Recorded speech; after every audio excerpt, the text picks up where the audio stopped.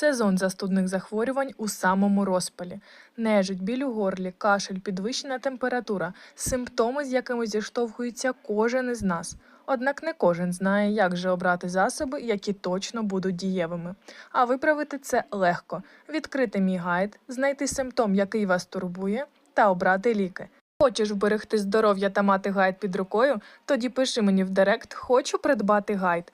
Приєднуйся до моїх читачів, які вже готові до сезону ГРВІ.